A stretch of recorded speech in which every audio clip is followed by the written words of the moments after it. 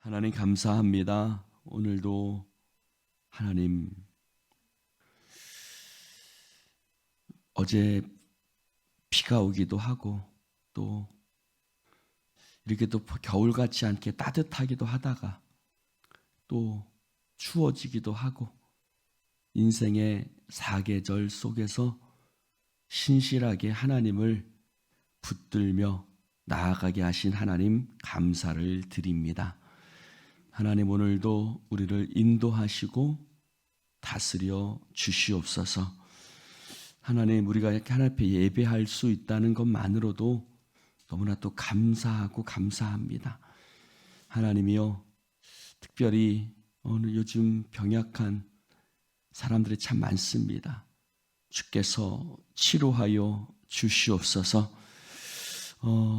우리 사랑하는 신권사님 강건하게 붙들어 주시옵시고, 또 오늘 우리 서울에 올라가시는 우리 백집사님 가운데 하나님께서 함께 하셔서 하나님 그 발걸음 붙들으시고 건강한 소식 안고 돌아오게 하여 주옵소서.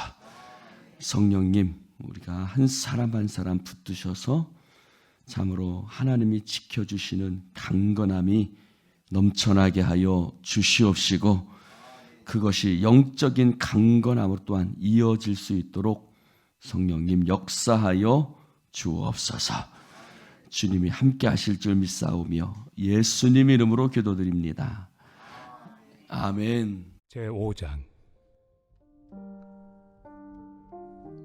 만일 땅에 있는 우리의 장막집이 무너지면 하나님께서 지으신 집, 곧 손으로 지은 것이 아니요 하늘에 있는 영원한 집이 우리에게 있는 줄 아느니라.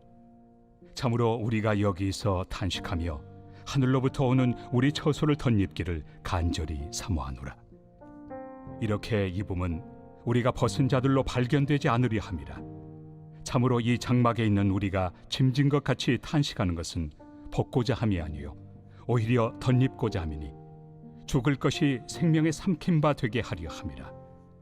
곧 이것을 우리에게 이루게 하시고 보증으로 성령을 우리에게 주신 이는 하나님이시니라.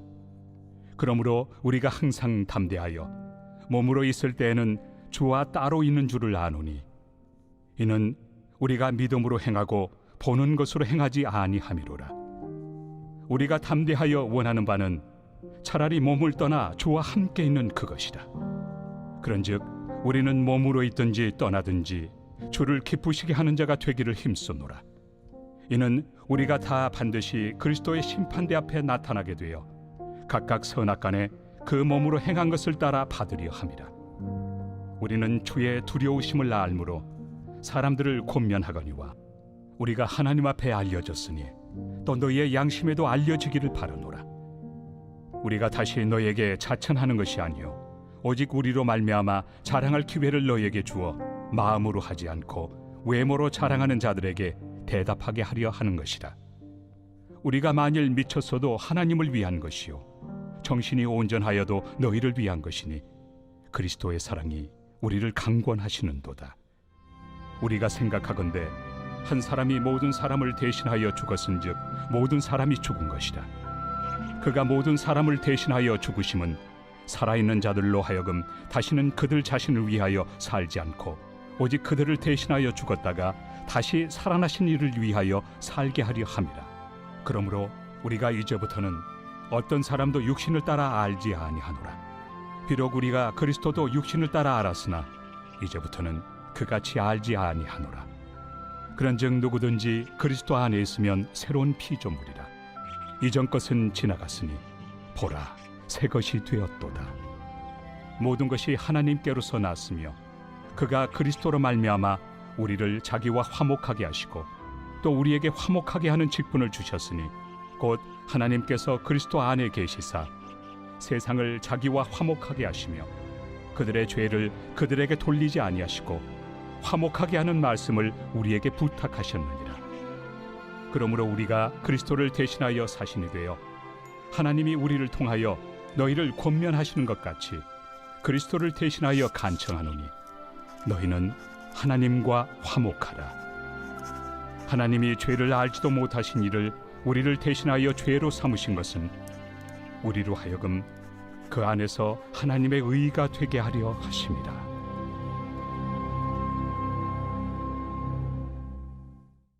할렐루야. 네, 고린도후서 5장 21절 다 암송하시죠? 하나님이 죄를 알지도 못하신 이를 우리를 대신하여 죄로 삼으신 것은 우리로 하여금 그 아들 안에서 하나님의 의가 되게 하려 하십니다. 우리가 가장 첫 번째 암송했던 말씀이었는데 기억들 나십니까? 자, 오늘 사도 바울은 탄식한다라고 말하고 있습니다. 5장 2절에 보니까 탄식이다. 4절에도 보니까 탄식한다. 어디서요?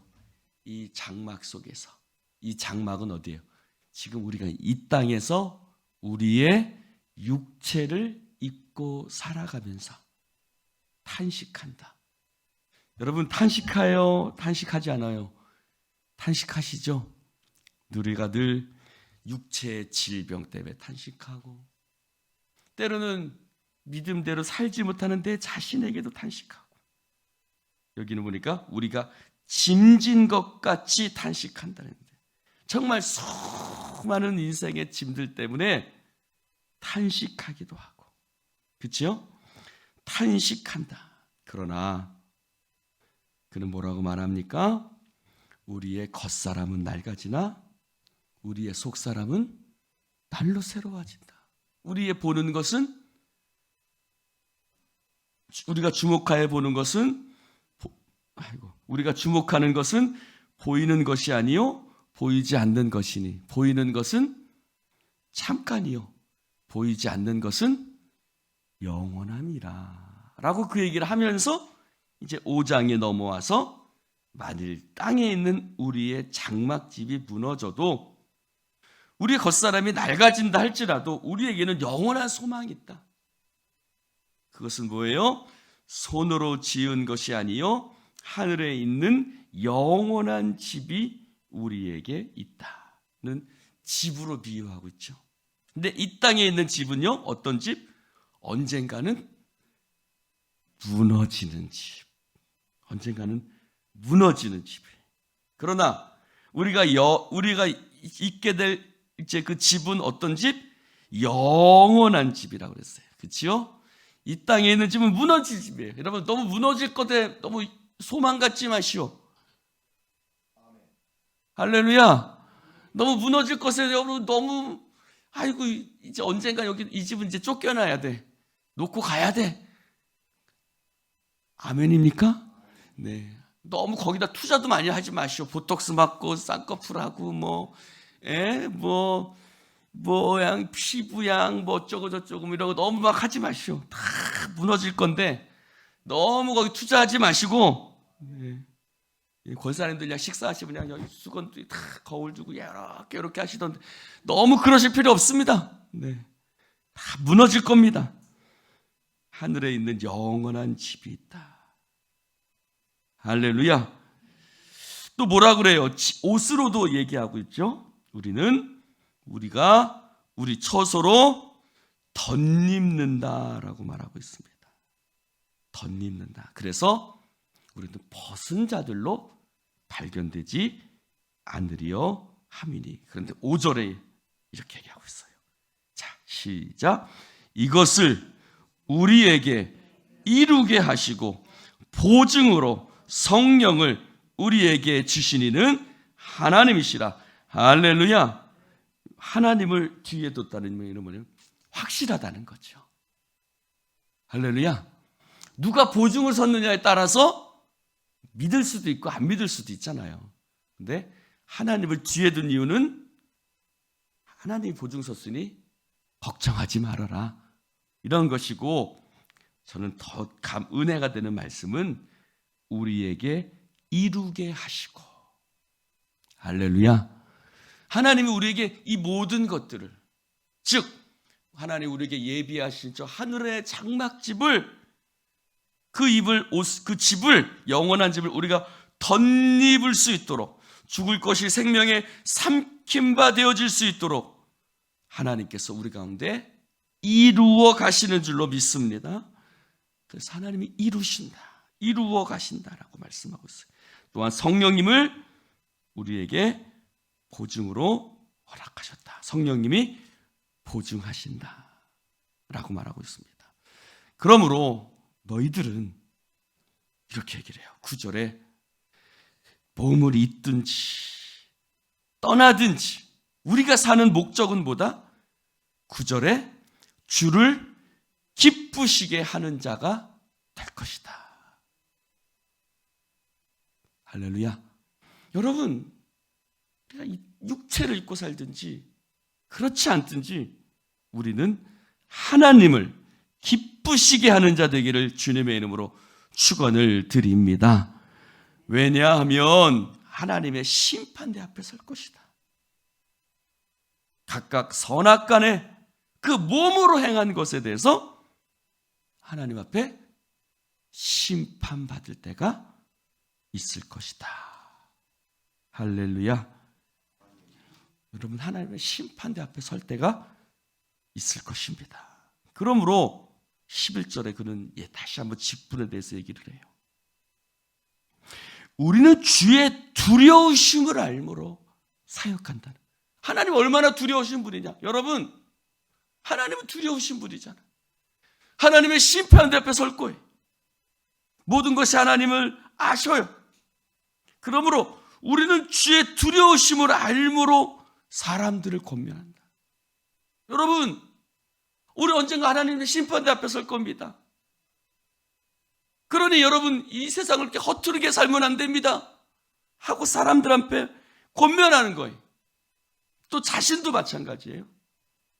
내가 하나님 앞에 심판대 앞에 설 텐데 너 몇 달란트 남겼냐 물어보실 텐데 내가 하나님 앞에 그 두려움 앞에 열심히 하는 거죠. 그래서 뭐라 그래요? 우리는 하나님 앞에 알려졌다. 너희들이 나의 사도의 직분에 대해서 이런 얘기 저런 얘기 하는데 누가 알아주신다? 우리는 하나님께 알려진 사람이야. 여러분, 이 자부심 있기를 축원합니다. 여러분, 사람이 아는 게 중요한 게 아니잖아요. 사람이 당신은 대단합니다 이런 얘기하는 게 중요한 게 아니고 우리는 하나님 앞에 알려졌다. 또 너희의 양심에도 알려지기를 바란다. 즉 무슨 말이에요? 12절에 외모로 자랑하는 사람들이 있었어요. 외모로 겉모습 같고 드러나는 것 같고 보여지는 것 같고, 그러나 너희의 양심에도 알려지기를 원하노란 말은 무슨 말이에요? 우리가 어떻게 사역했는지, 우리가 어떻게 너희들을 섬겼는지 너희들이 알잖아. 그러니 겉으로 드러나지 않는다 할지라도 너희의 양심이 우리가 하나님 앞에 믿음으로 섬김으로 했다는 것을 알기를 원하노라. 사도 바울의 말인 거죠. 내가 자천하려고 하는 것이 아니다. 내가 스스로 내가 자랑하려고 하는 것이 아니다. 난 하나님께만 알려짐. 그러나 내가 하나님 앞에 양심에 부끄럽지 않도록, 하나님 앞에 섰을 때 부끄럽지 않도록 나는 하나님만 바라보고 나아간다. 할렐루야. 13절에도 사도행전 26장에 보면 바울아 너의 많은 지식이 너를 미치게 하거렸구나. 아그리빠 왕 앞에서 그랬죠. 아그리빠 왕이.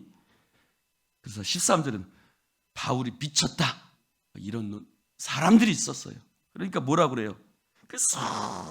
그리고 실제적으로 바울은 여러 가지 이야기가 있죠.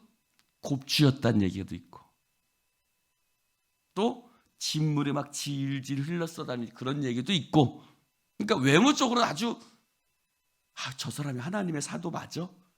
이런 아주 외모적으로는 외적으로는 그랬었다는 얘기들이 있죠. 그래서 미쳤어도 난 하나님 위한 거야. 온전하여도 너희를 위한 것이다. 내가 미쳤어도 하나님 위해서 미친 거고, 내가 온전했다면 내가 너희들을 위해서 그 사역을 하기 위해서 온전한 것이다. 그래서 11절에는 하나님의 두려우심이 있으므로 너희들을 권하였다라고 말하고 14절에는 그리스도의 사랑이 우리를 강건하다. 그가 사역하는 이유는 뭐예요?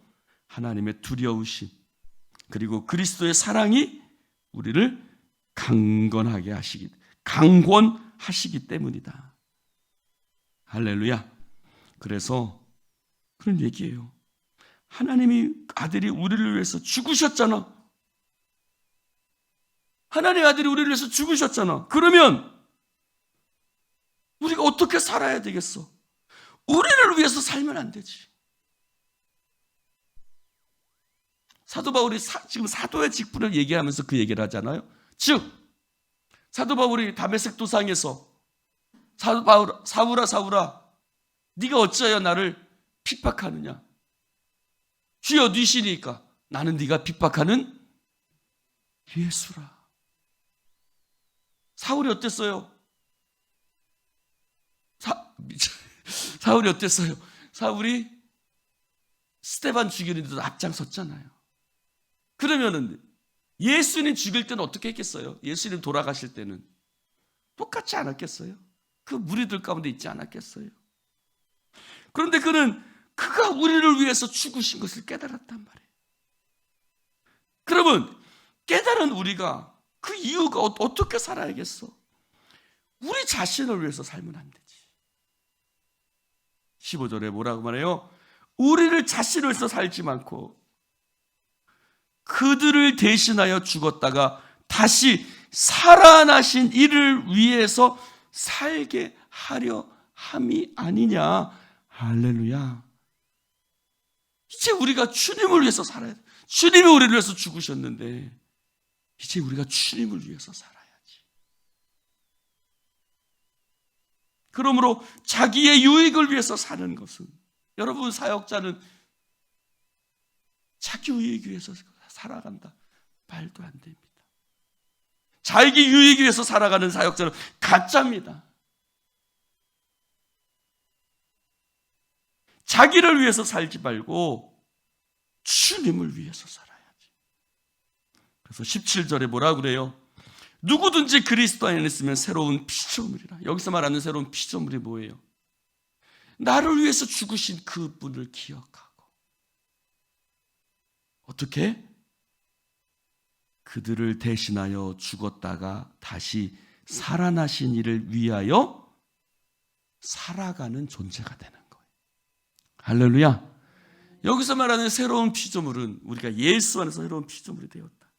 무엇을 위해서 살아가나? 네가 어디로 와서 어디로 가느냐? 천사가 하갈에게 물어봤던 것처럼 여러분 이제 우리가 어디로 와서 어디로 가는지 알잖아요. 그렇죠? 이 땅에 있는 장막집이 무너지면 하늘에 있는 영원한 장막집을 향해서 걸어가잖아요.